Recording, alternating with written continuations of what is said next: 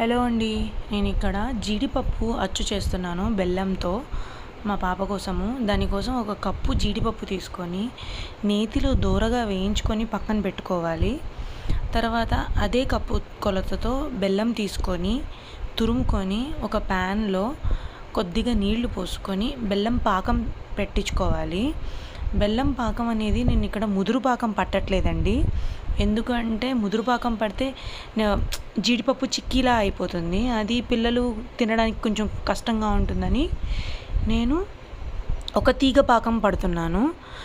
ఒక తీగ పాకం వల్ల ఏమవుతుందంటే మనకు పొడి పొడిగా వస్తుంది చిక్కీ అనేది.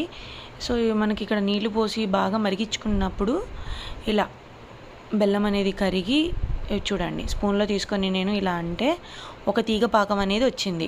మీకు ఇక్కడ వీడియోలో కనిపించట్లేదు కానీ ఒక తీగ పాకం అనేది వచ్చింది. సో మీరు కూడా గుర్తుంచుకోండి, ఒక తీగ పాకం రావాలి. ఆ తర్వాత ఏం చేస్తారంటే మీరు పక్కన దూరగా వేయించి పెట్టుకున్న జీడిపప్పుని పాకంలో వేసేసుకొని బాగా కలుపుకోండి. మీరు ఇది పప్పులు వేసే ముందు స్టవ్ ఆఫ్ చేసేసేయాలి. స్టవ్ ఆన్లో ఉండగానే మీరు పప్పులు వేసి కలుపుకుంటూ ఉంటే మీకు ముదురు పాకం పట్టేస్తుంది. సో స్టవ్ ఆఫ్ చేసుకొని పప్పులు వేసుకొని కలుపుకోండి. అది ఎంతసేపు కలపాలి అంటే నేను మీకు ఇప్పుడు చూపిస్తాను. మీకు బాగా బెల్లం పాకం అనేది చల్లగా అయ్యేంత వరకు మీరు పప్పుల్ని వేసి కలుపుతూనే ఉండాలి. అప్పుడు మీకు పాకం అనేది గట్టిపడిపోతుంది.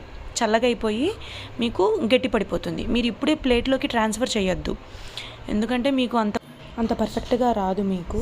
సో బెల్లం చల్లబడి గట్టిగా అయ్యేంత వరకు స్పూన్తో కలుపుతూనే ఉండాలి పప్పుల్ని ఇక్కడ. సో ఇదనమాట ప్రాసెస్. అంతా స్టవ్ ఆఫ్ చేసేసి చేసుకోవాలి మీరు. సో నేను ప్లేట్లో కొద్దిగా నెయ్యి పూసేసి పెట్టాను పక్కన.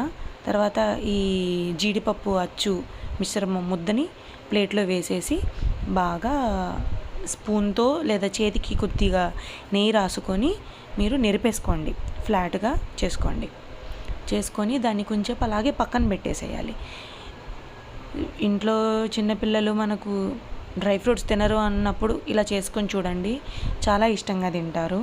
చక్కెరతో చేయడం కన్నా షుగర్తో చేయడం కన్నా బెల్లంతో బెస్ట్. చూస్తున్నారా ఇక్కడ నాకు అది బెల్లం పాకం అనేది మొత్తం అచ్చు చల్లబడిపోయింది.